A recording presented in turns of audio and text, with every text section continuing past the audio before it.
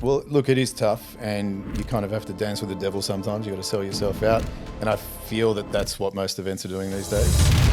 Jason Soultan is a highly respected designer, digital agency owner, and serial entrepreneur. He is the co-founder of Soul & Wolf, a multi-award-winning digital agency, as well as the creator of No BS Events. Essentially, no fluff is what the event is. There's bad stuff in our industry, bad stuff in our lives, careers. Let's talk about it. No BS is a leading event agency known for producing world-class conferences, workshops, and meetups. His impact on the global event space has solidified his reputation as a true titan of the industry. I found that No BS, creating that event, actually saved my career, as hard and as difficult as it was. So be honest with me, I'm typically the opener or the closer.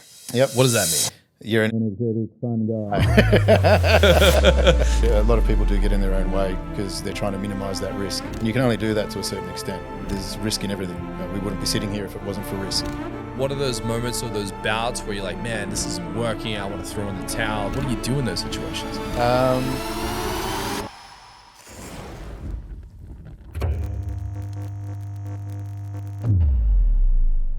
I would like to welcome my friend Jason to the podcast.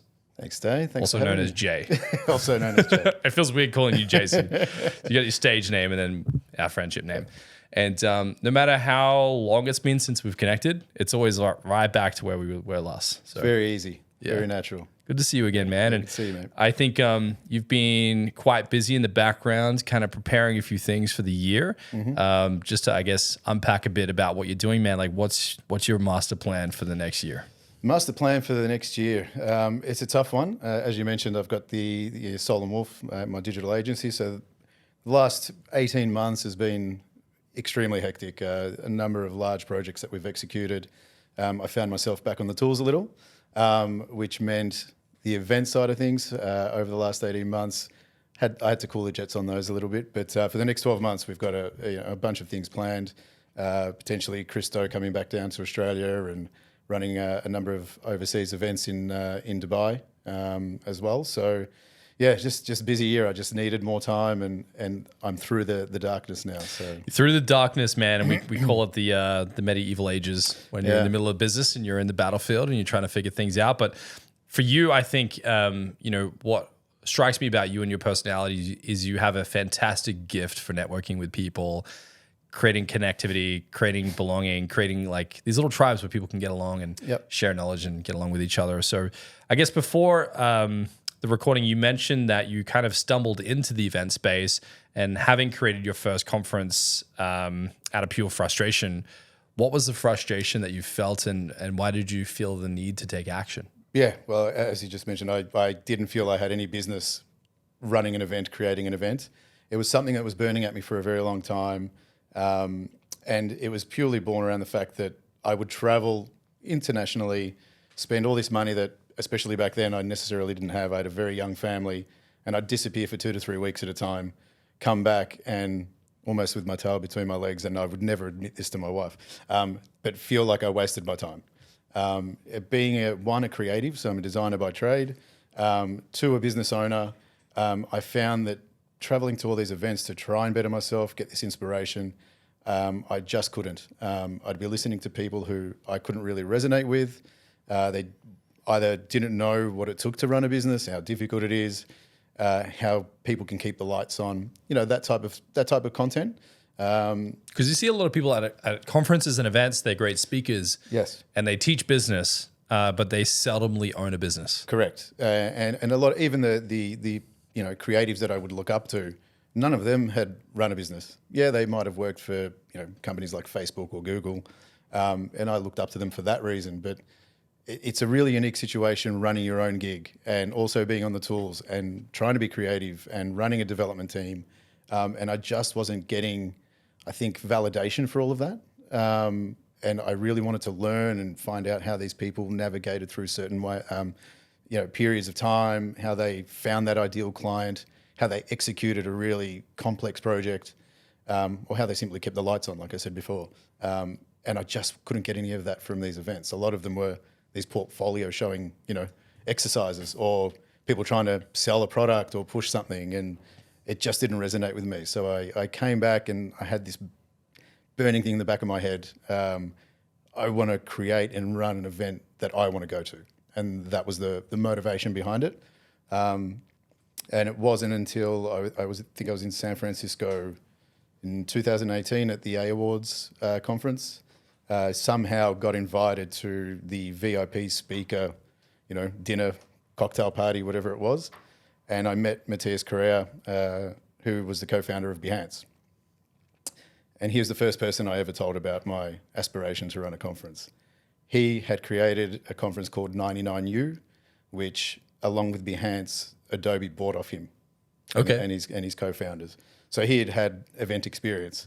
And from that day, I told him, my wife was present, my business partner was present, nobody knew any of this stuff. So he grabbed them from the other side of the room, put me right on the spot, and I had to tell them my idea and plan, and he pushed me for the next 12 months to really execute and get it done. What do you think it was that he saw in you, and why do you think he was pushing you? I think it was based around the content, and that in our industry, nothing like that really existed. So, to have an event that you get a whole bunch of people in the digital and creative space, not so much talking about the work, but talking about life within the industry, doesn't exist. So to have people coming to speak about, mental health, diversity, culture, all these types of things. One of my speakers at the first conference, Prue Jones, actually did a live poll on the prevalence of microdosing in our industry. So a live anonymous poll. So we had people, there are people that were having LSD in the morning of coming to the conference, and all these different types of medications and drugs and illicit drugs, microdosing. But I think I got on stage afterwards and said, from what I saw from the poll, there's going to be a very big after party afterwards. But yeah, just touching on those topics that we won't, or people don't necessarily talk about. That's what I think I wanted, and it ended up being, in particular, the first conference, I think was probably like my therapy session. It was a very expensive and risky way of doing it, but it was like a big therapy session for everybody. I had another one of my speakers, Sadok. Sadok Cervantes he's the creative director at Wikipedia. A Mexican guy, got his dream job in San Francisco, and he had never been so depressed in his life. Like, he thought he had everything that he ever worked for, but he suffered, horribly from depression. And that was his talk. So we touch on those things, and we really push the boundaries, and it can be controversial or polarizing for our industry, but these are the types of things that need to be spoken about, and that's what we kind of aim to do. And we share, I guess, similar paths running agencies, and often what's not talked about is how lonely the journey is. Because I think when you're a creative type, as we are, and you're producing content and media, and you're trying to be entertaining, you're trying to be of value to the world. Because I find that most creatives are trying to go, here's value. Like, we want to make you feel good. We want to make you see something interesting or experience something.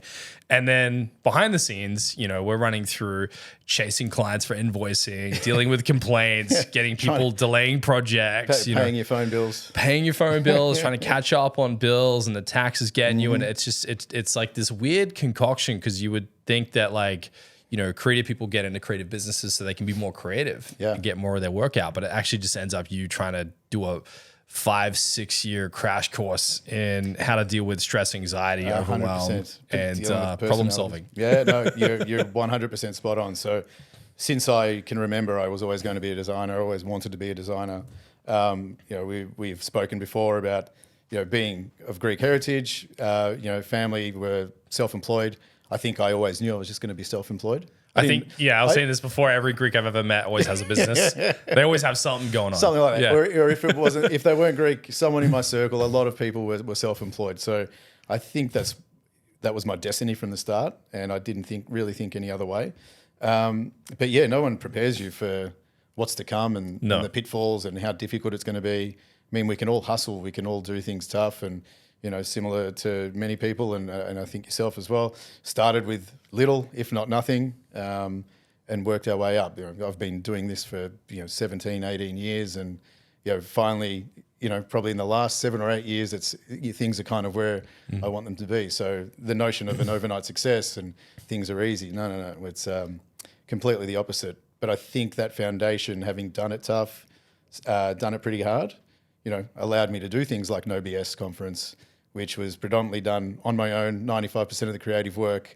You know, I built the web page, you know, I did all that stuff after hours. So I was pulling in those, you know, 18-hour days and things like that. But I was doing something I was really passionate about. And that's the difference. And you're such a Swiss Army knife of a guy. Like you're incredibly good at networking. You're fantastic at sales. You know technology. You're really creative, and you have a ability to kind of pull a master plan together. So to just highlight what you've been able to accomplish with no BS, like you've worked with, you know, brands like Behance, Shopify, like big names to come in and sponsor these events, host fantastic guests and speakers all across the world. Like when it comes to the brand and the vision that you had for it, obviously the first event wouldn't have been like at that caliber, or was it? Like how did you did you go with the first event? First event, so I'd mentioned travel, meeting Matthias and a whole bunch of other people over the years. So Matthias, just for clarity, he owns Behance? He was the co-founder of Behance. Co-founder of Behance. Yeah. Fantastic. So, you know, speaking, but I traveled so many times and met so many incredible people over the journey. There's people you resonate with. So you were attending events and just I was meeting attending these people. events. I wasn't speaking at events. I'm just a punter. I'm spending my money that I shouldn't You're like, have. bye wife, bye See kids. you, honey. See you in 3 weeks. I'm off to spend 20 grand on a trip. But I would somehow find myself in a position or meet this person that you really resonate with, right? And, you know, Matthias, at the time, he was standing next to another friend of mine now, Lysandre Faller. Lysandre was the head of generative design for Nike for a decade. Wow. And now he's running a lot of the AI stuff there in Portland, Oregon. Wow. So they've become very close friends of mine. And, you know, by extension, I then get to meet other people that they're friends with that are in the industry, or just networking events in general at other events. I find myself resonating with people, you know, that have similar interests and, you know, morally, ethically, and I definitely don't seek them out. It just sort of happens organically and naturally. Can we touch on that? Because I think oftentimes when you think of networking, and I talk to people that are like starting a business, they're like, I got to go network, I got to go meet people, I got to go shake hands and sell my products and services. When you're traveling the world and you're hanging out with the caliber of people that you're hanging out with, you know, I've been at a ton of these events and you meet people and you're like, you're a nice person, but probably never going to talk to you ever again. Like, how do you end up in a position where they genuinely are like, hey, come hang out, come like, you know, let's go grab a beer together. Like, what is the art of actually networking in a way where you're not trying to get something? I've never been one to ask for too many things from people. I never have, and even in business, and probably to my detriment a fair bit of time, whether you're trying to win a client or nab a client. I'm very proud, and I wouldn't ask for anything, or I don't have ulterior motives of getting something out of somebody. So I think, to your point, you know, how do I end up hanging out with these guys, becoming friends with these people? I'm just me. And I think they like that because obviously, you know, people can fanboy them and, you know, look up to them in a certain way, but I just treat them as people. Right. So you're not doing the puppy dog, like huge fan, like sign my book kind of energy. And half of them I, you know, tend to find out they're bigger than what I think they are, you know, afterwards. Because Behance, whatever. Just having a drink with him at the bar, and you know, things happen naturally. So I don't go in with any aspirations of doing that stuff. Sure, I love networking, and I'll go to an event, but I won't force myself upon anybody. And I can also weed out dickheads fairly quickly too. So, you know, for every one person that I really like, there's probably another 100 that I don't really want to talk to or have too much to do with. But that's just the nature of life too, right? It's And it can get interesting because I think, you know, like we've been at events and it's a strange situation because you might be in a different country and people are fans and then they want to approach you and ask you questions. You're saying just keep it nonchalant, meet and greet people, have a genuine conversation, just be yourself and don't be weird. Don't be weird. Or be your weird self. Or correct. If that's you, that's you. And people can like it and take it. But I mean, from my perspective, I mean, probably different to yourself. You know, you're obviously been speaking and, you know, you've been on stage a fair bit. I'm the opposite. I actually organising events for people to speak on stage. So I don't walk into a room and people know who I am automatically, or at all. But I am myself with no matter who I'm with. It doesn't matter who they are or where they're from. If you we get along and you like me, great. If not, we're not for each other. It's kind of like a relationship. Yeah, like a genuine friendship. yeah. I think you have like a natural gift of like creating a space for people as well. You seem to have like this natural gift of hospitality.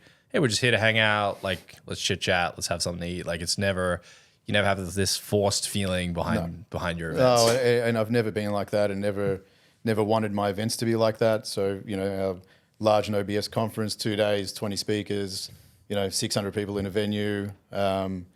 I want it to be a safe space. I want it to be for people to learn from. I want them to get as much as they can out of it. And my aim with every speaker I have, like I mentioned, I will handpick a lot of my speakers. I get approached by a lot of speakers. Okay. And some, I will look into a little further. But I almost know what I want them to speak about. I want them to resonate with the audience. Okay. And be a safe space. So you're like kind of carefully orchestrating, curating. Yeah.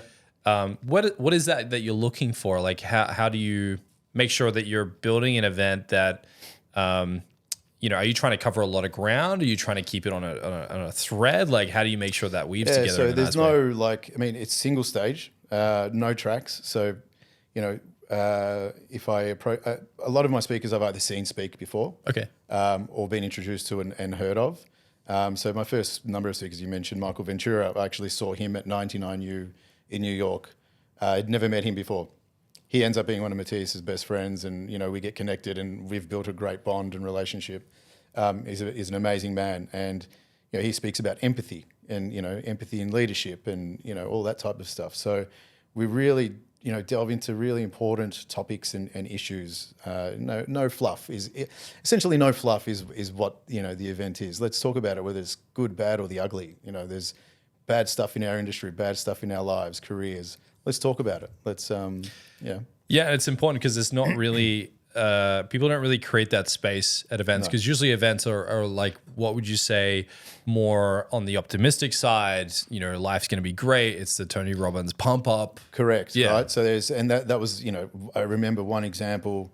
I was at a conference. It might have been in New York or something, and there was this girl from a tech company talking about how her team. She managed a team of 50.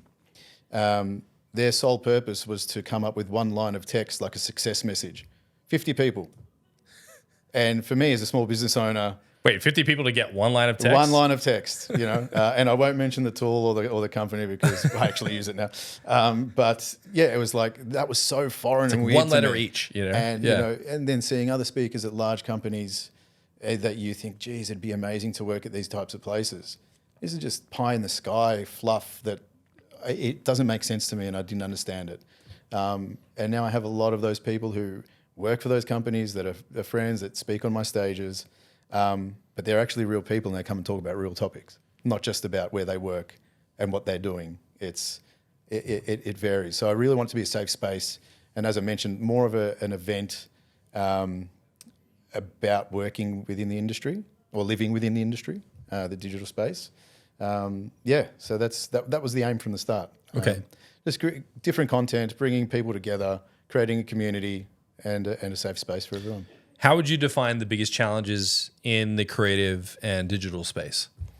In regards to events? Yeah, or let's focus on the people attending the event.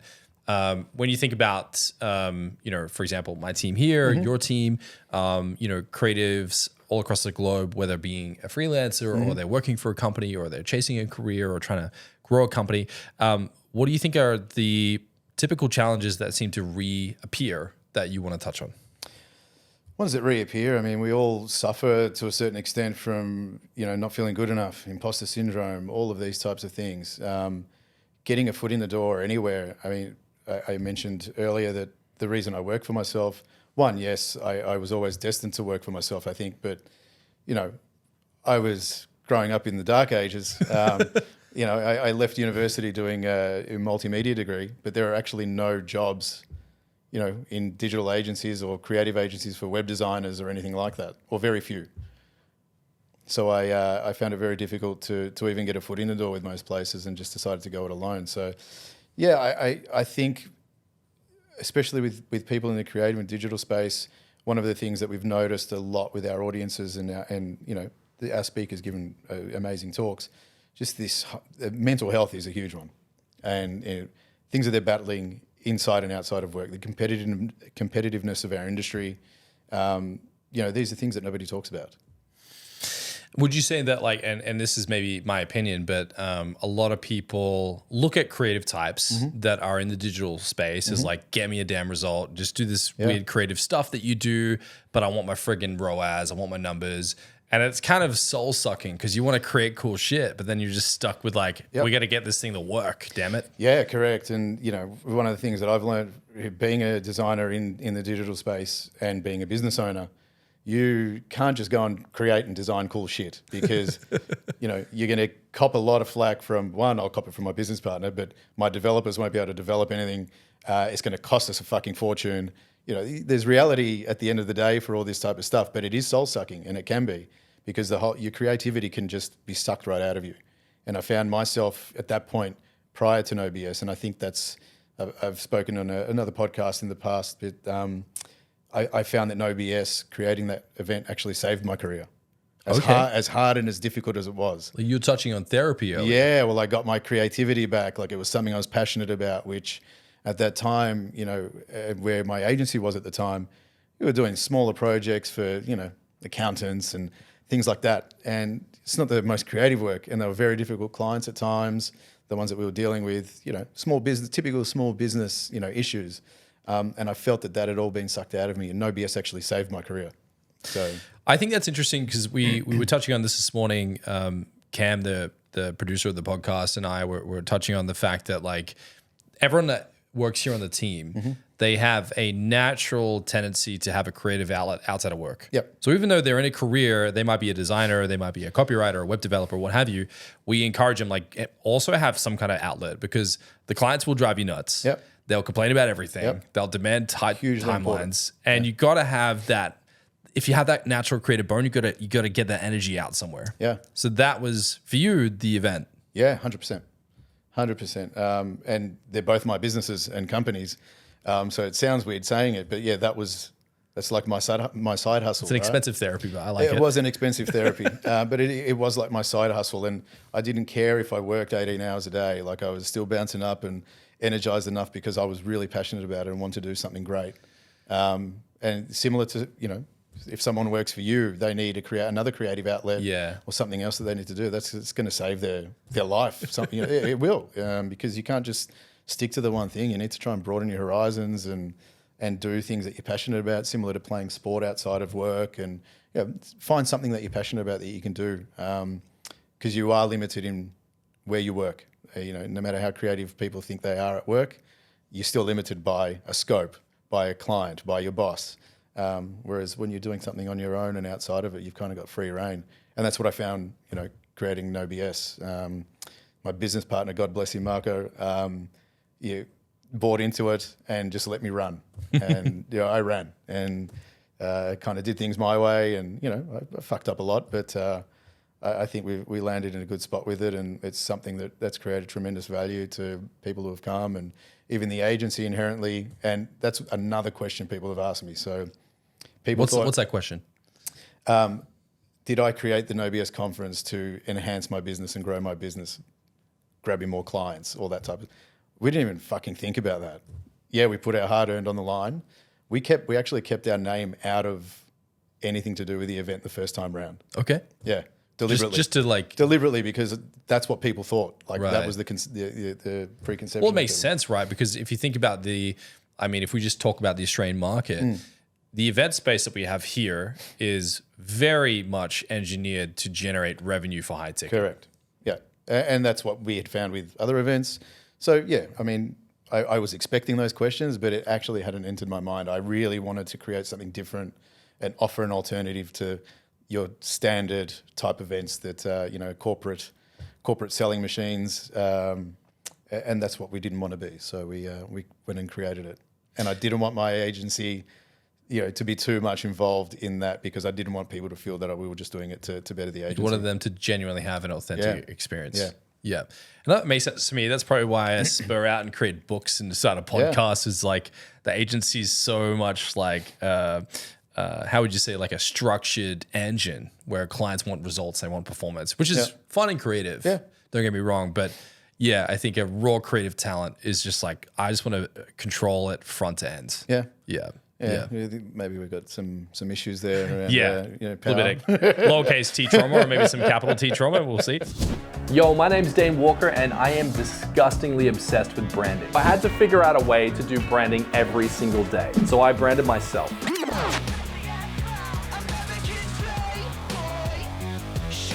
Then I started my agency, Rival.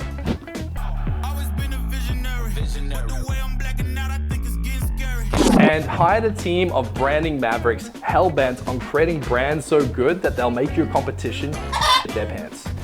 So here's the thing, you want your brand to go viral and Rival makes brands go viral. That's why we're offering you a free 30-minute branding session to get an expert's opinion. If you don't believe me, the proof is in the pudding. Here's what clients have to say about Rival. Rival is trusted by brands like Nutrition Warehouse, Light My Bricks, and Vumi. So if you want to absolutely smoke the competition and make your brand go viral, hit the link below and book in your free 30-minute branding session. Okay, so let's go into the event space. Let's just look at the climate, the landscape. Like, what do you think it is that most event companies are getting wrong? Well, look, it is tough, and you kind of have to dance with the devil sometimes. You got to sell yourself out, and I feel that that's what most events are doing these days. And it's all about dollars and corporate dollars, because without sponsors, it's very hard to execute or pull off anything, right? So, I try and run my events, and whether it be a workshop with another speaker or whatever that is, I don't like the idea of back ends. People trying to sell something at the end of it. So I think a lot of events are getting it wrong in that regard, and just offering that real authentic space as well. I mean, I don't like being in a room with 5,000 people. I'd rather be in a room with 600, 500, or even 100, as long as they're my type of people. So I think they're trying to appeal to too many different groups or segments. Right, let's get a pile of people together. Pretty much. Let's prime them and like high ticket sell them. And you can't be everything to everybody. Like we talk about No BS and the events that we create for the creative and digital industries. That's fairly broad, but at any one point, everybody's in digital in these days. You got a smartphone, you're in digital, or you're a content creator. But because I know the industry, it's my background, I felt comfortable in doing that, and I know that there's a gap.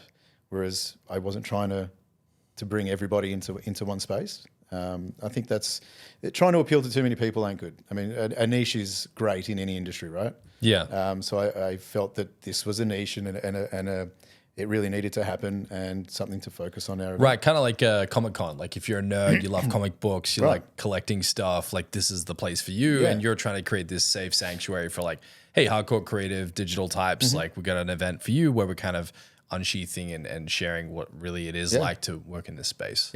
Yeah, pretty much. So then I've been to one of your events. So you held an event here in Sydney in the Google building with That's where Chris we met, Doe. right? That's where we met. And, that was quite an intimate, like really fun, collaborative experience because people were asking questions. Everyone in the room was kind of getting to know each other. We could actually intermingle and go on this journey together. Now, regarding the putting together of an event, I understand that you're trying to give as much value within that event ticket as possible. Like if I pay to go to a concert to see a musician, I want to be entertained. Yeah. When you're looking at the Australian climate, what are the main things you think they're getting wrong? Like I would say, like and I'm not going to name names, but like generally, they're trying to mask the keynote as value, but it's actually just a pitch around the product or service. Yeah. What are the core fundamentals that people are just repeatedly getting wrong that they should just stay away from if they want to get in the event space? I think you need to have a purpose and a reason. Just getting a name on stage for the sake of their name is not going to cut it. Okay, it may once or twice. It's got to be like, we got David Goggins, so buy a ticket. Yeah, you want to add a bit more to the event than correct. that. So I've mentioned with my own events, I've either handpicked them or I've approached them based on who they are and what they can offer and what they can teach. Right. So you're not trying to draw a card a big name. Not really, not necessarily. If I do, or if I go down that path, it would have to be for a real reason that they're going to offer value and proper value, not fake value. Yeah. So that's where I think they get it wrong, especially in Australia too, because with the land far away from everywhere, in order for us to get anyone here, we've got to pay them, a shitload of money.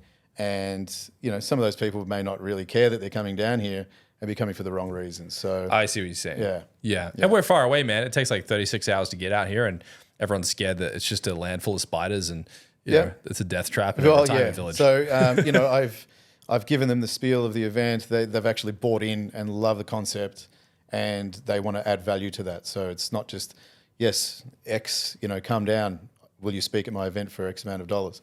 It's often the reverse with me, because we do bootstrap our event.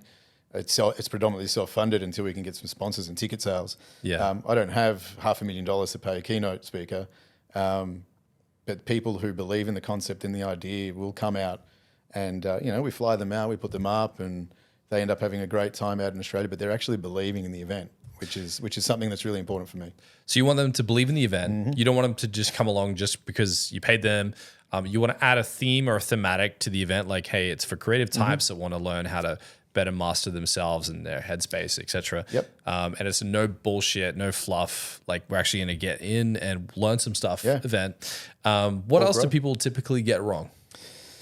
I think the experience. So I go into every event that I put on thinking about the attendee, because I'm wanting to put an event that I would want to go to.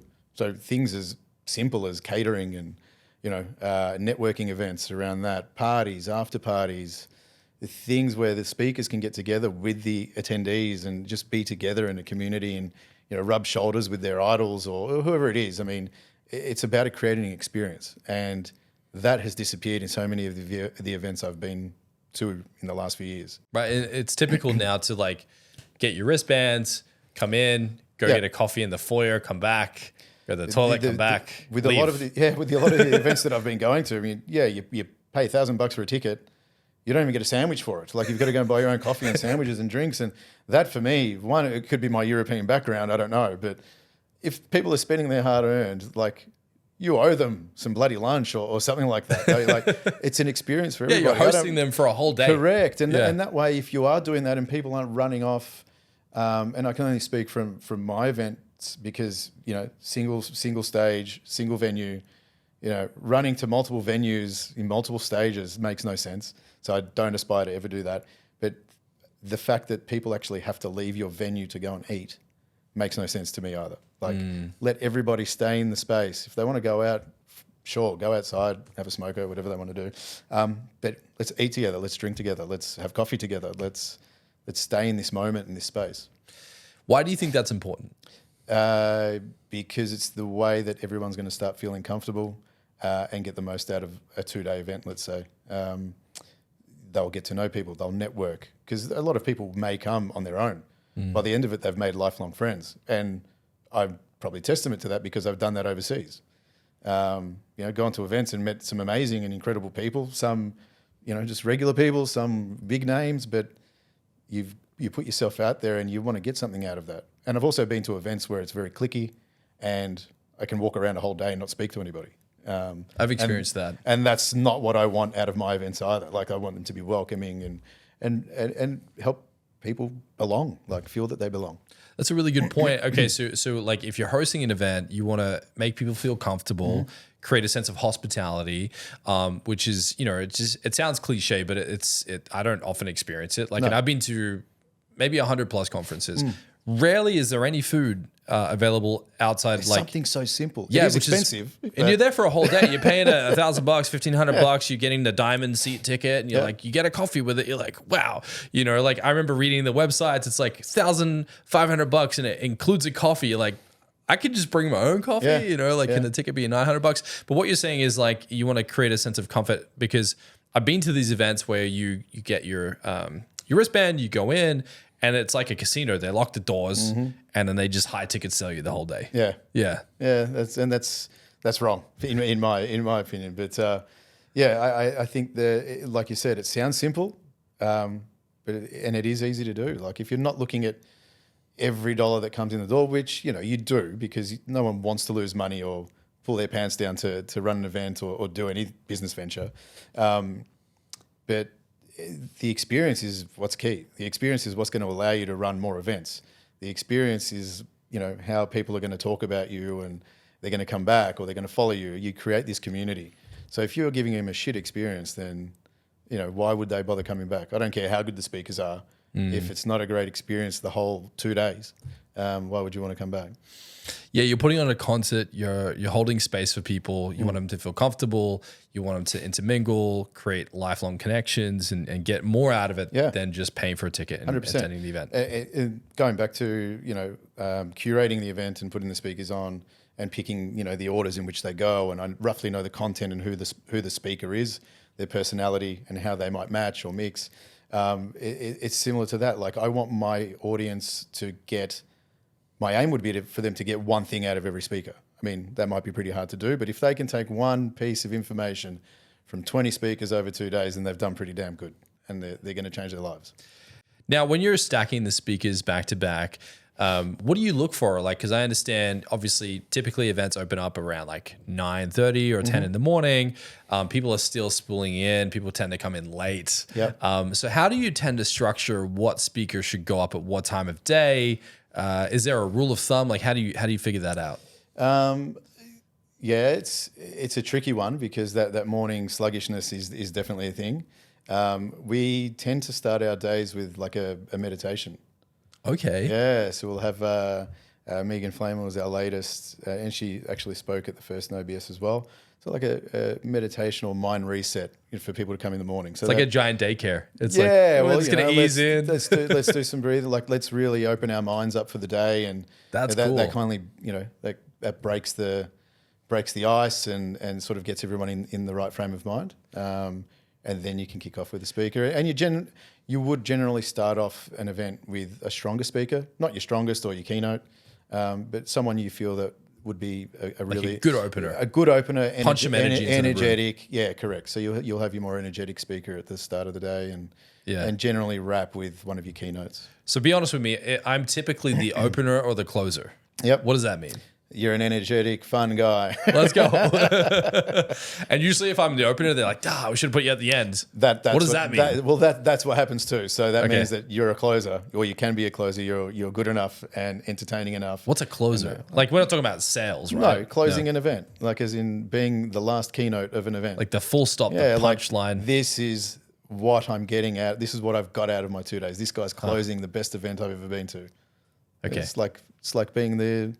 what do you call it? A concert like the... Oh, like the... what do you call that? When they're like, one more song. Yeah, like the closing out. The like encore. the finale, man. The encore, yeah. So that you're like the encore and you're... Yeah, I should do that in the next event, like walk off stage and then come back out. I got 1 more hour for you guys. Let's go. Yeah, you do have to stagger it and you do have to...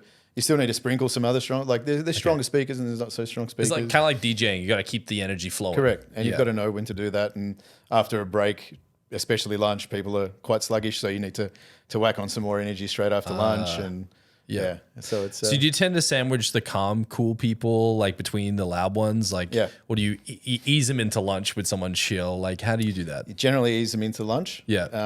And then you come down. Yeah. Go have your lunch. You come out of lunch. Wake them up again. Yeah, with a nice punch in the head.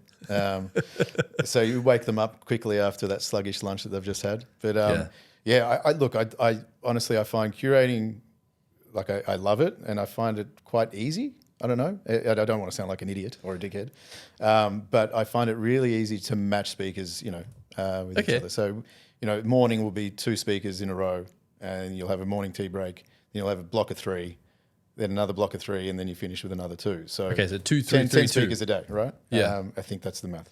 And then, how long do you tend to have per speaker? Like, what do you find is a good pace? I think 25 is good. 25 minutes per speaker. Yeah, 25 minutes per speaker. Your keynote. You will allow because generally, a lot of them have flown halfway across the world, and you give them anywhere between 35 and 45 minutes. But yeah, it's 25 to 30 minute mark is a good sweet spot. What's your opinion on people that do like the 3-hour high ticket close where they lock the doors? They get you to run the back of the room. Wait for you to sign up at the end of the day. No. Stand on your chair and declare your future. Look, listening to one person speak, you know, unless it's like a proper workshop and interactive, I wouldn't be doing that myself. No, I'd be falling asleep. What's your opinion on that though? Like we see that a lot of that happening here in Australia, where they're like, you know, the keynote speaker comes out, the big headline that everyone bought the tickets for. They either do this big high ticket sale just before or just after. Yeah. I think it's like being a used car salesman. Okay. Unfortunately. Why? I just find it dirty. I don't know. For me, it feels dirty. Just gives you the ick. Yeah, it does. Yeah. It's definitely something I've never been into, and I've never been sucked into being into any of these events. And I've been. It feels like these are the only events I've been to. You would have seen them a million times. But I don't know. I just find it so tacky. Yeah. You know, I even running workshops. You know, I run workshops with Christo, and we've done them in Australia. You know, in Dubai, Vancouver, and we're continuing to work together. One thing I can credit him on is that, you pay a ticket price, but there is no back end. There is no secret. He doesn't want you to sign, like he doesn't push anything. That was the first event I ever went to where there was no upsell. Yeah, there was no upsell. And the cool thing was like, so the way you structured the event was like we came in, he was kind of jiving and jamming for a little bit. And then we went into flow state and he was just crushing and dropping nuclear bombs on the audience, going back and forth and debating and having this really great, I guess, interplay between him and the crowd. Then we broke out, we had lunch and champagne and book signing. And then we went back in and hit it again. And he stayed back for like an extra hour and a half, just hung out with us afterwards. He's it was so fantastic. I have to pry him out everywhere we go. I have to drag him out. It's a draining day for him too, don't forget. Yeah. Like, but he genuinely loves it. He loves it. And people can't help but ask him questions. And he's so happy to educate and wants to educate. He's incredible at what he does. And seeing him, you know, having done several of them with him now, and we tweak the formula, we know it works, and we workshop some stuff.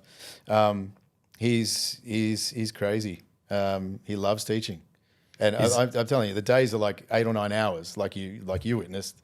We now do them over 2 and 3 days, so full days, and he still has the energy to go for another couple of hours and continue. Which I find fascinating because Chris is such an introvert, but he loves it. Yeah, he does. He feeds off it.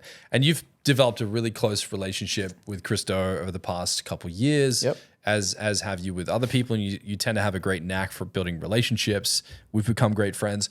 Now, when it comes to managing talent, what are the rules? How do you make sure that you're a great host? Like what are you conscious of to make sure that the speakers feel comfortable, and do you treat different speakers differently? How do you manage that? It's a good point, because depending on your circumstances and the first conference we ran, funds were at a minimum. We didn't have too much to spend, but I just go back to I would like to be treated I would like to treat my speakers as I would like to be treated. So, little things like picking them up at the airport. Obviously you're putting them up in a hotel, giving them a nice little gift pack. Just thinking of them and being mindful of that. I think there's some touch points that are natural and should happen, and I think that's how you need to treat it. Just like you would like to be treated yourself, I think. Yeah, oftentimes I find the experience is typically you're on stage at 10. Yeah. Like, cool, okay. Yeah, I know. Where's your keynote? Yeah. Send it over. Yeah. I know from my guys. So we have run-throughs the day before and all that sort of stuff, but we will, when everyone comes into town, we gather our speakers all together, make sure they all meet. Oh, and okay. We have a pre-dinner or a pre-event or drinks, just so everyone can get to know each other. Right. And some of these people could be both coming. There could be 5 people coming from San Fran, and they've never met before. They're working in tech. They meet at our event, and it's just for people to be comfortable, familiar, and we have these little group events or things like that make them comfortable, because some of them aren't comfortable just being on their own and flying across the world. So you try and make them as comfortable as possible. And I've heard stories from speakers that how to not to do things. Just being left to their own devices to get to the hotel. Small things like having a driver pick them up, or having a snack and a welcome box in their hotel room. Just makes that little bit of a difference. Right. A gift as well. So we generally try and give them a nice gift just to remember the experience, and little things like that. They matter. I think we've had a tremendous amount of experiences, and it kind of is a little awkward, especially when in the beginning of when I was trying to get on stage, I would give my time for free, and just a little thing like a gift or picking you up at the airport or just giving you a phone call like, hey, you're all good. Do you need anything? Yeah, like, that's that goes a long thing. way. So I, would, whether it be text message or phone call, I would check in with every single one of my speakers, make sure everything's okay and they're okay. Even though I have an event team that handles and manages the speakers, that personal touch, it doesn't take much for me to do that. And these guys are doing me a solid. They're helping me fulfill my dream and run this amazing event. They should be shown some respect. They're not just a number walking through the door. They're actually they're helping my event. That's a good way of looking at it. Like you're kind of creating this play together, and you're orchestrating it. Business owners, if you're stuck using one platform for every project, you're probably stuck in a growth bottleneck. More clients means more hires, which just adds noise and cuts into profits. To break the loop, you need flexible tools that don't stretch your resources. Wix Studio is a smart addition to your business toolkit. Intuitive by design, your team can quickly master the platform and focus on the work that matters the most. Then keep up the momentum with a built-in management tool, a unified dashboard, reusable assets, and a Figma plugin that turns static design into launch-ready websites. With robust native business solutions like bookings, e-commerce, and events, you can take any project at any scale without the added cost of third-party plugins. Plus, Wix Studio is a low-maintenance platform, meaning you can redirect the client budget towards real growth initiatives. Think more value for clients, steady income streams, and stronger relationships. To get started, simply go to wix.com/studio. So then, like when you're looking at the numbers, what percentage of the event do you try to cover through ticket sales? It's a tough one. What do I try and what is ideal? What would be ideal would be to get to ticket sales and have all the costs of the event covered. Okay, So, that'll be fantastic. Yeah. I think if you can get halfway through your ticket sales, Okay. and then that's profit after that, that's a really good place to be in. So you're saying half tickets sold, or are you saying half of the event cost covered by tickets? Half of the tickets sold plus your sponsorships or anything like that. So I'm still talking sponsorship. Right. So the combination of the two. So if we take sponsorships and everything else out of the equation, Yeah, you could sell out an event and probably just break even without sponsorships. with just tickets. Yeah, which is, kind of what we did with our first one because we had no history, we had no foundation to go on, so our sponsorship dollars were minute. Okay. We had some great brands sponsor, but no one knew what we were about, what we were doing. I mean, we kicked off our marketing campaign with an iStock photo, right? That I blurred out, and that's how we went to market and sold tickets. So I could understand that, and we actually lost money on our first event. We were prepared to, but we sold as many tickets as we possibly could. So you could do it just based on ticket sales alone. Okay. But it'd be tough, is what you're saying. And it'd be tough. And I think having sponsors as well just offers that level of credibility, especially if they're aligned with, your event and your brand. So, for instance, our major sponsor at last event was Shopify. We're a partner of theirs at the agency, but, they aligned with many of our speakers and, what they do, and they were one of our major sponsors. So, yeah, very aligned with the industry, very aligned with our audience. So it made sense. But it gives you credibility. So why are event sponsors so important for brand perception? Because you just touched on that. Like, does it help with ticket sales? Like, what's the psychology there? Again, cred. So I'm not necessarily sure it would help with ticket sales because I don't think any particular brand sponsoring an event is going to help sell tickets. Right. But you might scroll through the website and go, oh, Shopify sponsoring it. Shopify partnering. We had Figma partner as well. And, we had a whole bunch of great companies partnering. And for people in the creative space, they're like, okay, cool. Like, it gives you credit, seems legit. Right? It gives you credit. It gives you some runs on the board. And if these companies feel good enough to sponsor you and believe in you enough, then why shouldn't the audience? And what do you see as the typical flow and effect from the sponsors? Obviously, they cover the tickets. Are there any other perks to having sponsors? Yeah, well, you get access to their networks as well. So, if they're happy with what you're delivering, they'll be recommending you. They'll be sending people to the event. So there's flow and effects, everywhere. And the hardest thing that I find, if we are bringing on a larger sponsor, I want to give them value as well. And I've learned some lessons. You're not showing them enough love, pre or post. But we want to give them as much visibility, as much thanks as we possibly can, and hopefully value. What's one of those lessons? I think after our first event, and I'll blame myself, but also COVID hit. So we wrapped our first event in Melbourne the day before we went into lockdown. So, I didn't know if the agency was going to survive. The event's just wrapped. I'm dead tired. And then, kind of the whole of Australia, well, Victoria closed down. And I kind of forgot about them. And probably didn't reach out enough to enough for the sponsors or partners to actually thank them or show my appreciation enough. Just those little things that made probably would have made a difference second time around. I don't know. You've done events internationally as well. Like you've talked about Dubai, Europe. You traveled with Christo all across the world. What are some of the unique challenges that you faced when you were traveling abroad and doing international events versus what you experienced here? I don't know. Like Dubai was an incredible experience. I mean, we were always going there, but I actually found it a lot easier than running an event here. That's for two things. Over there, they're very happy to bring great people into Dubai or the Middle East. They're happy to get these people that won't necessarily or haven't necessarily gone there, and they're thankful for that experience. And like I still get emails, of people asking me to go back with Chris or whoever it is because they thank us for actually going there. Here, it's a little different. I find you've got to sell a lot harder, so you've got to be a bit more aggressive.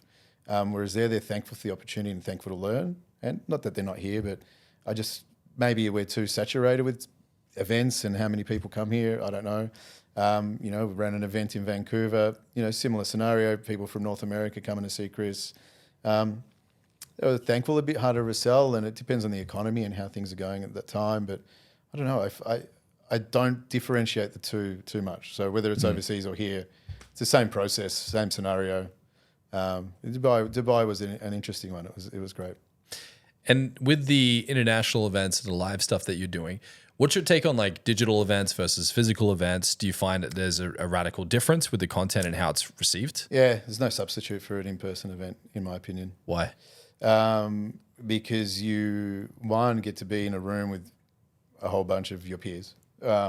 Network, it's an experience. Right, you're not in your jocks in your lounge room. Correct. I mean, how many events during COVID did we sign up for? And, you've got one screen with the event on, you're one screen doing your work. You're not sitting in front of the television watching a conference for the whole day. I remember sitting on like like an event, and it was like a 3-day event, and everyone was getting up at like 6 a.m. to be on this conference, and 80% of people had their Zoom off. Yep. And then the 20% of the people that had their Zoom looked like they were falling asleep. It's tough, man. Like you're sitting in one spot. It's not an experience. Yeah, sure. If you're super dedicated, you're getting up at 6 a.m. to do it. You might do it the first day, but you're not going to sit there for 2 full days from 6 a.m. Watching a conference online. No. Sure, if you're on the other side of the world and you definitely can't make it. We sold digital passes for the first time at our last conference. So that was super successful. It was great, but we had people from all over the globe. We geolocated people in Melbourne that were cheeky enough not to purchase a ticket to the conference and then quickly lock that area out because that was the cheeky. But if you really couldn't come to the event and you wanted that experience, there's a place for it, but there's no substitute for an in-person event. It's like watching your favorite artist on YouTube versus going to a live concert. Well, that's right. Totally different. Do you think that the content on the internet has saturated people's appetite to go to live events? Like you see this footage of, Jim Rohn or Brian Tracy, in the 60s and 70s, 80s, and it's just like crowds of people super engaged. Are people fatigued? Are they still getting the same experience that they once did? Yeah, I mean, obviously, you're creating content. There's so many other people creating content out there. Sometimes it's hard to differentiate with a lot of them because they're talking about the same stuff. So yeah, potentially. Yeah, that's not a bad point. And how do you, I guess, combat that? So when people shop, you're like, okay, we're going to give them something a little bit extra. Like they've come all this way, they've bought a ticket, they've taken the whole day off. Like how do you make sure as an event, as a host, that you're putting something on that they walk out and go, I'm so glad I committed today to the event? It would be, and we've had similar discussions, when working with Chris, people would email us in saying, what are we getting we can't find online? Oh, Right? people would email that to you? Oh, yeah. Yeah. Yeah. Why should I come? Why should I come if Tell I can me. just watch YouTube, right? And I'm like, well, Chris will be the first one to tell you, you're not getting everything, on YouTube. There's so many things and so many intangibles. The pure fact that you can, and I'll use Chris as an example again, we will direct every day based on what the audience wants. So he'll ask at the start of the day, what do we want to get out of today? Yeah, we'll have a basic structure done, or he'll have a basic structure. But it's tailored to everybody's needs and wants. You can ask direct questions. You can spend time with him one-on-one. Like, there's no substitute for that. You can watch as many videos as you like, but you're going to learn some stuff. There's some stuff that you just need to be, in the same room as people, and you'll learn off the people that are in the room as well. Like, it's not just the facilitator. Do you find that like when people are in a physical event, they tend to learn more, pay more attention? Yeah. Yeah. I think so. Well, they've got a vested interest, right? They've spent their hard-earned. Yeah.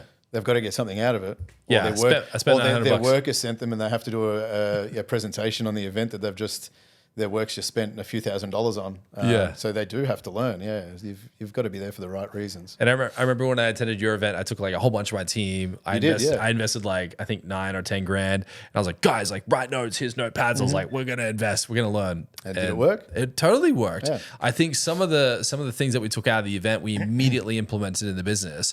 And it was stuff that I kind of touched on and mentioned before because I'm a huge Christo fan. But like having my team sit there and just like see it firsthand, they were like, wow, that's fantastic. I'm like, I said that to you last week. So there is different coming from you. It's different. Totally different coming from Christo. My team don't want to listen to me anymore. I get it too. My team are the same. Don't worry. I'm like, I hang out with Christo. They're like, we don't care. You're not Chris. So, okay, now take me into the world of the speaker, right? So those that aspire to be a good speaker, to have great stage presence, Chris has this great ability to really kind of break the ice and take everyone's guard down and banter back and forth and create energy in the room. What is it that makes a good speaker? Somebody who's willing to be vulnerable, I think, for me. I think allowing people in and not just talking about the successes and everything that's great. Like, let's talk about real shit. Let's talk about something, that we all need to talk about. And it could be about a project. I'm not saying don't talk about work, but what about that project? What were the difficulties? Like, how did you navigate through this? I want them to open themselves up and be vulnerable. I don't want them to be. The last thing you need is somebody knowing everything.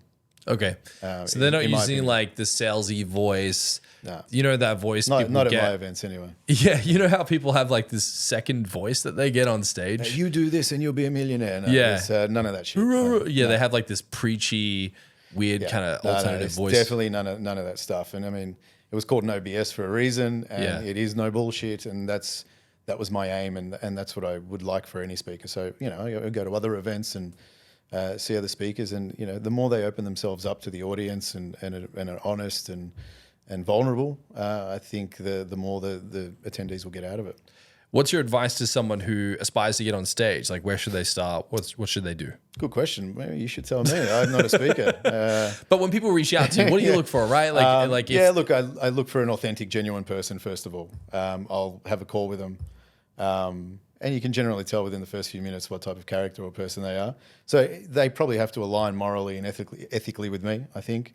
Kind of like a job interview, right? Almost like that. Well, it is, right? They're one representing themselves, but they're also representing me and my event. So yeah, like why are you a good fit for this audience?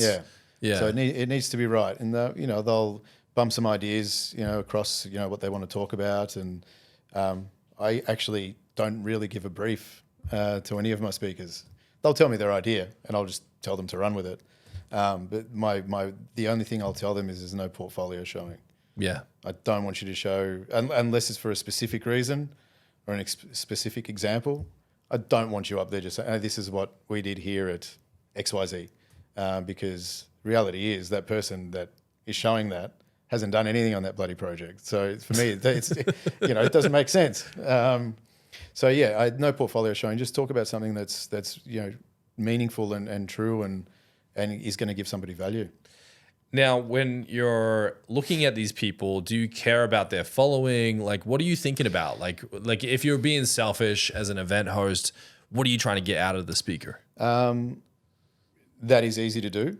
I've also invited speakers or people that I've met from overseas that have never spoken on a stage before, but their story is incredible.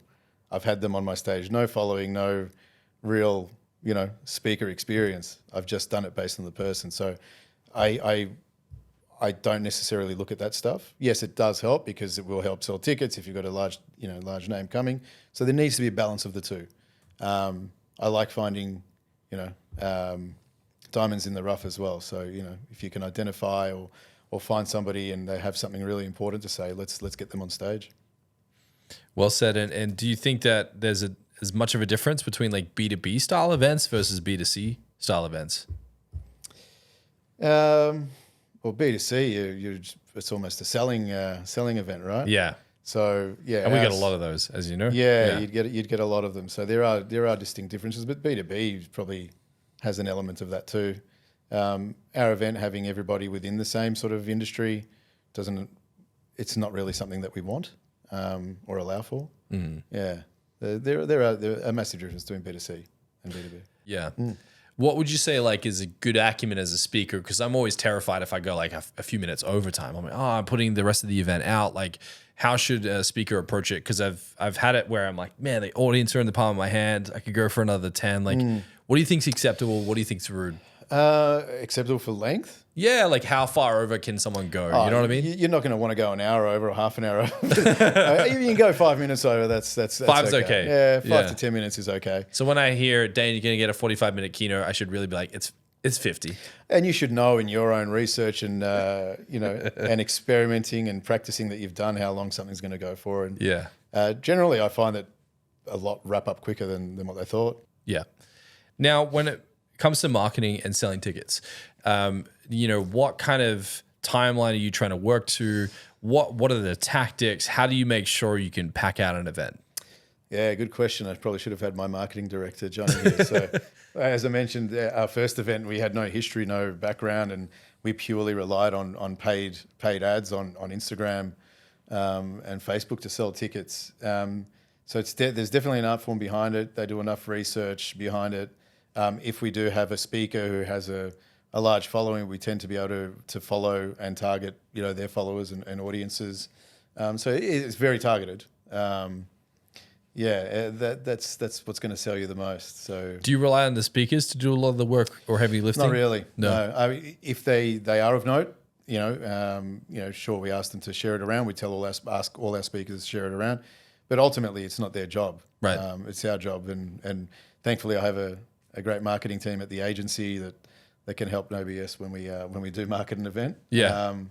But well, that's an important point because I think 100%. Sometimes I've felt like they're expecting me to sell tickets for them. Yeah. And you're saying that the onus is actually on them to sell the tickets. I'm the talent. I'm coming in doing a keynote. Yep. If they want to use me to sell tickets, like you guys do some advertising with me or what have you. Yeah, I mean, and look, if you're being taken somewhere, and there should be an element of you spruiking it or promoting it, but it shouldn't be reliant on you by no stretch. That's up to the event to do. If it's a one person event, let's say it's a workshop, there'd be an interest for the talent to promote that a little bit more. But if it's a large scale event, then the promoter or the organizer shouldn't be relying just on the speakers to sell the tickets. How do you measure success? Like, how do you know you've crushed it? Not financially. It's not because it's tough. I mean, yeah. But the fact that I constantly get emails of people asking me when the next one's going to be, or asking us to go to their town or whatever that is, that for me is success as far as the event's concerned. If people are missing the event and want it, then we've done our job and we're doing something good. We're on the right path. And do you think that that's part to do with, creating a great experience and then having them wanting more? Yeah. Yeah. 100%. Yeah. We've offered something different. We've resonated with a certain group. And, the events that we do aren't for everybody. Similar to bringing in sponsors. It's not an event that, it can be a bit polarizing with the content that we do have and come up with sometimes. But, if people want more, then that's if one person comes back and wants more, then I think you've kind of done your job. Do you think people typically in the, I guess, the creative space and the digital agency space kind of see each other more as like competition versus comrades? Yeah, that's definitely a thing. I would go to a networking events and meet other agency owners and stuff back in the day, and they look at you like you're the competition. We should be banding together and come together and share experiences and help each other grow. There's enough work for everybody. Yeah. There's enough to go around, and if we're constantly undercutting each other or thinking we're each other's competition, then the industry won't grow. It's just going to get worse. If you're undercutting your competitor, then the price at the bar is just going to keep going low. Why don't we all come together and raise the bar and look at each other as comrades, and friends as opposed to enemies. Especially now, because you're seeing that inflation is really starting to affect businesses. I'm finding that there was kind of an era of agencies and creatives that were kind of churn and burn. It was like pump out SEO, pump out blogs, pump out meta ads. Do you think that, and this is my hunch, that everything's kind of going back to creative? Like it seems like everything's seemingly needing to get a bit more creative again versus the churn and burn that we've experienced in the past 10 years. Yep. So those, and again, depending on the type of work you're doing, but 100%. I mean, there's so many tools out there that can do all those things you were talking about. Having a creative mind and being creative is, as much as we think AI is going to take over the creative domain, there still needs to be a brain behind that to a certain extent, and whether it's be prompting or whatever, you still need to have a great company or great people running it and producing that work. And people still want to work with humans. 100%. At least for a little while. And what are the biggest challenges in scaling an event from like small to large? Like what kind of growth should you see? Like what's the successful growth trajectory for an event company? I kind of did the reverse. So I went large and then went small. So I went from large scale to look, with our first event, we were happy getting 300 people in there. That was a great position. I think we had like 285 or something like that. So we did a decent job. Our second one, we had in excess of 500 and sold out the venue. So I think if you can get 100% growth, that's a good outcome. But if you can grow 50% each on each event, then you've done your job. And you touched on this a little bit, but like, why is it that the small, more intimate events? Why do you think that's better? Like obviously people get to make more relationships, they get to hang a bit. It's more personal, I think. I mean, I've like maybe more niche or curated. Yeah, definitely curated. It's like ours is a single stage. I think 10 speakers as well. Like I've made I won't call it a mistake, but we've had 10 speakers a day. It can be a lot. I think next event we'll probably cut it down by a couple because it can get a lot for the audience. There's a lot to take in. It's a big day, long day. But they're a niche day, and you're in the one space with the same people rather than going from room to room, different tracks. You're having to cross.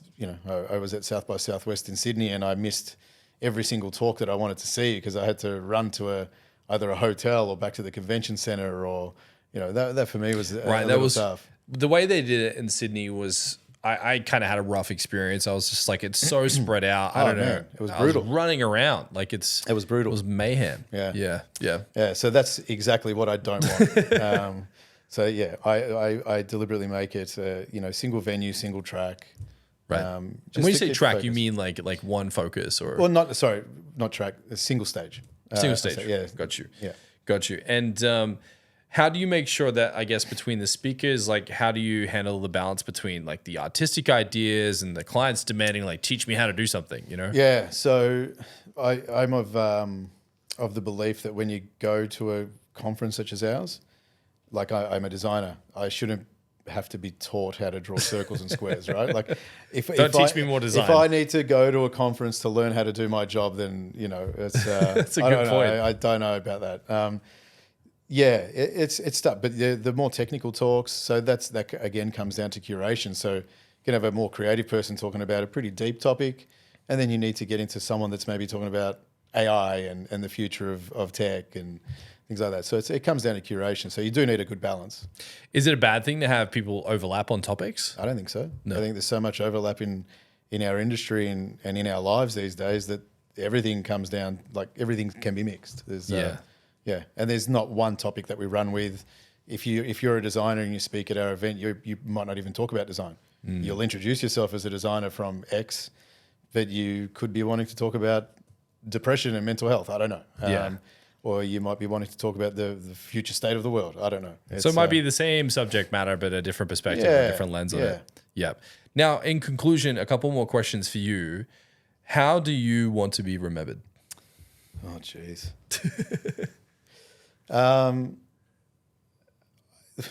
Similar to no BS, I would like to be remembered as a no bullshit person who did things for the right reasons. That's all I want, and that's in business, in life. I'm a really honest person, probably to my own detriment sometimes. If you're fucking up, I'll tell you. Likewise, I would expect that from you, for instance. Honesty and morals and ethics is what I generally live by, and I think mine are fairly good. I would agree. You're fantastic, man. We've always enjoyed hanging out.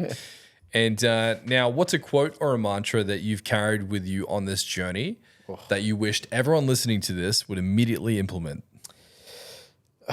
I wouldn't say a mantra, but could be a quote or it could be a thought. Quote. I can't even think of one now. You've put me on the spot, so I'm not great with quotes. I would just tell people to try it, because unless you try, you're never going to know. If you sit there and you think about it, you'll never know if you never try something, and that goes in every facet of life. Business, events, life, marriage, children. If you don't put yourself out there and put the proverbial on the line, I don't think you'll ever get those answers or know. I would agree with that. I was reading, do you know Alan Watts? I've heard the name. Yeah, very prolific writer. And he had this book where he talks about Taoism and Zen and Buddhism. Yep. And he was saying that, like, metaphorically, imagine if I had a rope and I were to show you how I would tie that rope into a knot. Yep. And then I would hand you the rope, and then you could probably replicate it. He said, now try to describe how to do a complex note with words. It's a very different experience. Yes. And this was his definition of, like, this is the difference between a lived experience and, like, perspective, right? Yeah. Like, it's one thing to observe something, and it's a very different thing to experience it. 100%. Yeah, very well put. And I think that, to your point, when it's back to experiencing something, he was saying that the West is typically less likely to be open to a new experience that doesn't make sense until you make it make sense first. Yeah. Do you think that, like, people are getting in their own way of scaling or growing in business because they need all the answers before they start the journey? Yes. You can't have all the answers. I know enough people who try and find those answers. There is no way that you can make educated decisions and take educated risks. Sure. But that is not a 100% foolproof plan. You need to jump off that cliff sometimes in order to experience it. We do get, a lot of people do get in their own way because they're trying to minimize that risk. And you can only do that to a certain extent. There's risk in everything. We wouldn't be sitting here if it wasn't for risk. Really. I would agree. And not stupid risk. I mean, sometimes it's been stupid, don't get me wrong, like creating a conference. If you can minimize that risk and it can be more calculated, then fine, but it's still a risk. So you still need to take that leap. For you, like, what are those moments or those bouts where you're like, man, this isn't working. I want to throw in the towel. This sucks. It's not going according to plan. Like, what do you do in those situations? You got another hour? Let's go, man. Let it rip. Nah, I don't know. I tend to have this knack that I call myself stupid sometimes. I don't know. Like, I tend not to overthink things. Like, okay. I don't think enough is what I say to people. That's how I feel. I feel like when people are like, you need to go think about this, I'm like, no, let's just make a decision right now. Yeah. Like, and they're like, you can't do that. I'm like, I don't think enough about things enough to. Do you think that's a good thing? In some circumstances, yeah. I mean, you could ask my wife, and she'll probably tell me it's not, because there's certain things that I should think about that I probably don't. But let's come back to running an event, right? Is it like, what percentage of you running this company is intuitive creativity versus commercial management? I think it's a really good mix, and it has to be. So there's There's the creative side of things, obviously, and then I've been running a business for how long? There's the commercial aspects of it as well, right? So you've got to be realistic too. It's not just jump off a cliff and do it. So you minimise those risks, but you've got to have both brains. Yeah, creative brain, business brain. I think I have both, and as a designer and as a business owner, I have both. So there's it's pretty calculated. Now, if someone like what's your opinion on this when it comes to business, right? Like for creative types, for events and things of that nature, when you're talking about like sometimes you just have to dive in, you just have to throw the dice, have a crack, like stop overthinking it, right? Like how much do you think is just purely lived experience versus trying to come up with the perfect plan? There is no perfect plan. I've never had a plan in my life. So it probably comes from more lived experience, to be honest. As I said, I never had a business being in the business of events. I just found that I wanted to do something different and offer an alternative and believed in it and went ahead and did it. I mean, I think also running a business, being a designer helped me immensely. Having a brother who was a musician, probably from an entertainment side of things, helped me out with that entertainment side of things and, learning how things worked. And, I used to do a bit of theatre and stuff when I was younger, so I knew how productions work. So all that coming together helped me heaps. Yeah. Is there a state that you like to be in when you're doing this? Like, how do you keep yourself in the right flow state? Late at night when my kids are asleep and I'm not thinking digital agency. It's definitely, I'm a night owl and a designer at the end of the day. So I like being left alone from 9 p.m. till 2 a.m. so I can get my stuff done. The twilight hours. Yeah, the twilight hours. That's when I'm at my best and at my most peaceful. I would agree with that. It's like nothing better than being by yourself at 1 a.m. as a creative and going, I got another hour in me. Mate, you don't realize how long you're spending. Like you can go to bed at 4 or 5 in the morning and you've done so much and achieved so much because you are in this state. And that's when all the distractions are gone. Right. I'm trying this new thing now and it's brutal, but it's because I'm a night owl. Like I'm just like you. Me too, yeah. And I'm doing this thing where I wake up at 4 a.m., I sit down at my desk and I just try to start writing. Jesus. Okay. It's brutal. Yeah. But what I'm starting to find now is like, it's like day 4 and I'm getting up and I'm like enjoying it. Okay. And it's like I get my headspace, right? Because I used to, what I used to do is I used to get up, check my phone, go through a bunch of emails and text messages. The kids would wake up. I'm running in and out. I'm dressing them. I wake up in mayhem. Yeah, I get it. Yeah. And dude, like my soul has like healed from just waking up and just going, fuck, it's just me for an hour. So instead of going to bed at 4, we should be getting up at 4. Well, I'm going to bed at like 11. So I still haven't solved for the going to bed early part. Honestly, what you're saying is probably a good point. Yeah. And that's you getting out of your comfort zone, right? And it doing is something different. It's been hard. It's been. I'm not gonna lie to you. I'm not like loving it. No. But what I'm finding is by day 4, I'm like, okay, there's something to this. Yeah. And like sitting down and writing as the sun comes up is like really beautiful.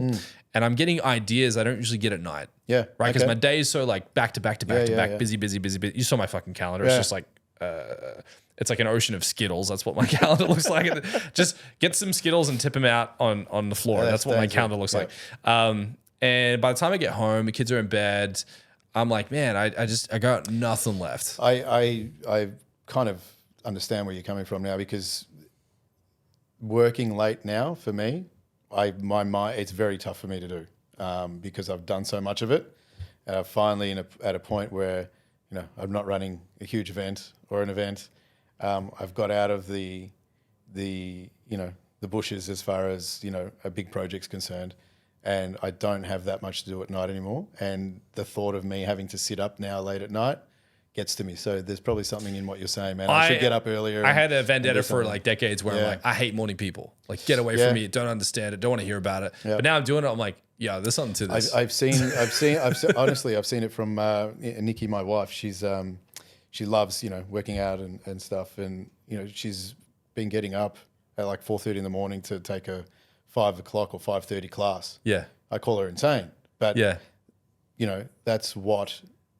Meanwhile, she's winning, man. She's winning. But she by no means is she a morning person either, but it drives her and it gets her into this state and space that works for her. I have a new joke now. I'm like, I beat the sun up. You know what I mean? I'm like, the sun ain't even up yet. I beat that bitch. I'm out here working. It's not even up yet. So last question. What's a door that you need to kick in right now to take your business to the next level? Okay. Talking about events, as far as the agency is concerned, not too many. I mean, it's okay. I mean, it's going well. As far as the event stuff's concerned, not so much a door, just time, I think is what I need. So I need to kick time in the butt. Kick time in the butt. Yeah. You need to get some of that 4 a.m. time. It really is. It's just because the event stuff, like I said, isn't my core business. It's my love job. If I could spend more time on it, then I could do many, many things with it. What do you think that would give you more time right now? Like what are some of those doorways that could open that up for you? Probably less time at the agency, which I don't want to say. But I think freeing myself up from the agency a little more would open those doors for it. Yeah. Do you have any advice for someone who's trying to get out of the day-to-day operations of their business? There have been points where I thought I could, and then you have this period of growth and you're back in the trenches again. I don't know. It's a very tough one. I can't give anyone an answer on it, I don't think. Very tough. I mean, what everyone should be doing in their business, and I've been trying to do this for the better part of a decade, is make yourself redundant from your business. Because if your business is just relying on you either to bring in work or do the work, then you're in trouble. So if you can make yourself redundant and have some more spare time, then you'll be able to do that love job and go into something else. Well, if you figure out how to do it, please let me know. Because well, again, I thought I had it figured out, and then I'm back. Then I'm back doing 15 hours a day on on the tools. So it changes. Maybe we should do a keynote about that. Let's do it. Yeah, let's try and find the world experts to figure this out and find out how to do it. Because I went through this experience last year where Cam and I started doing more keynotes. I started creating online courses, writing books.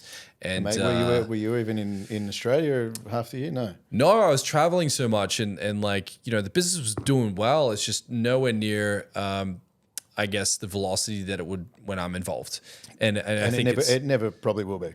It probably never will be. No. Let's be real. Yeah. And that's the fun of building an agency is it's not a rinse repeat system. Creativity is something that is very nuanced, very complex.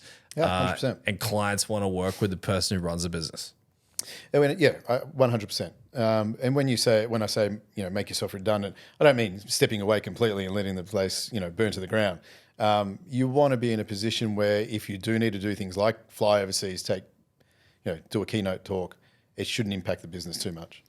Yeah, that's if you can find that balance, then that's great. I mean, we had our tests last year. We were running a couple of the biggest projects we've ever had in our career at the agency, and my business partner got married, and all of a sudden, 4 of the senior management are overseas, and it was a great test for our team. It was a great test for us. The place didn't burn down. Could you do that 12 months of the year? No, but for a period of time, if you can, go off and do what you need to do, then and the place doesn't burn down, then you're doing your job well. I mean, everyone's objective in business is to try to create a company that doesn't go up in flames, that would allow them to go on holiday time to time. And I was listening to Scott Galloway. I don't know if you've listened to Scott Galloway and his content, but he was saying in Germany, they have this rule in companies where if you become the CEO of a company in Germany and you go away for 4 weeks, and you have to go away for 4 weeks every year in Germany as a CEO of a company, and it's a test. If you go away for 4 weeks and the company suffers, then you get fired. Yep. Okay. I think there's something to that, right? There's something to it. There's something to that. It's a little rough. It's a little rough. But like what I think it is maybe it's a headspace. Yeah. Maybe, I battled this part of your subconscious psyche is the hero that saves the day, and this is something I'm working on right now. I like to come in and be the hero that saves the company, and then a part of me is like, no, I want to go and do some other creative stuff. Yeah. Do you think that there's people out there that are running agencies that their attachment of their personality or their identity is attached to their organization, and the minute their organization doesn't really need them, they panic? Yeah, I would say that's fair. I think that's what I experienced last year. Yeah. But back to the thing in Germany, I have a theory I want to test here, and I think that if it's front of minds, it can happen. Yeah. Yeah, it's an interesting one because similar to that, I would love, my business to thrive when I'm away. Yeah. But I would probably think, fuck, I'm away and my business is thriving. No one's emailing me. No one doesn't need me anymore. Yeah. No one needs me anymore. I've become obsolete and you want to run back in and save the day. It's a tricky one, but in order to grow, you need time, and you just can't be bogged down in an office and in the business the whole time. Like you're better served outside of it, doing other creative endeavors or what have you, and that's ultimately going to benefit your business as well. So I would agree with that. If you can get in that state, then you'll be doing okay. If you feel like you need to be chained to your office 24/7 and can't think or do anything else, then that's a problem too. Yeah. So like in closing here, if someone's considering like, I'm going to go out there and start my own event business, I'm fed up with the state of the industry. I'm tired of these people just spruiking and selling their bullshit. What's your advice for someone who's like, I want to go for a good hard crack at this, throw everything I've got at it? What's some advice you would give someone who's like considering starting their own event business? It is a tough one. I definitely think you need to find some allies in what you're doing. So one's going to be validation of your idea and what you want to do. So have some allies, have some people that are going into bat for you, and you really need to believe in what you're doing. So are you offering a difference?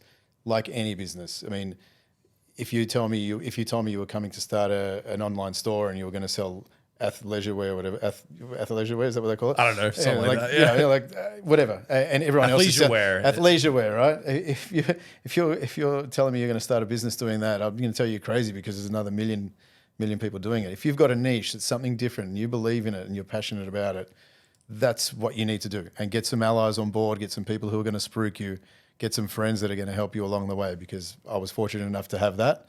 And, that leads to other doors being opened. So it's don't be alone, I think is what I would tell people. Like, tell people as much as you can, find some allies, find some friends, and you don't have to do it alone. Well said. Yeah. Jay, you're a dear friend. I appreciate you being here. We'd certainly love to have you back in the future. Oh, man, and thank you. I appreciate it, man. Thanks for having me, man. It's been great. Hopefully it was valuable enough for you guys. Definitely. I think anyone who's considering running an event business, I'm sure people could reach out to you, talk to you. 100%. If anyone wants to collaborate and play support for your event, I would encourage people that are listening to this right now, reach out to Jay. I'm sure you'll happily take any support. Yeah. And you got some really cool stuff coming up. So we have rumblings and rumors that Chris Doe's coming back out. Potentially. Some other big names. And I'm really excited to watch you, flourish in the coming year and put your heart back in events. Appreciate it. I definitely want to do it. But thank you for having me. It's been awesome. We'll see you soon. Thanks, man. Bye. Bye.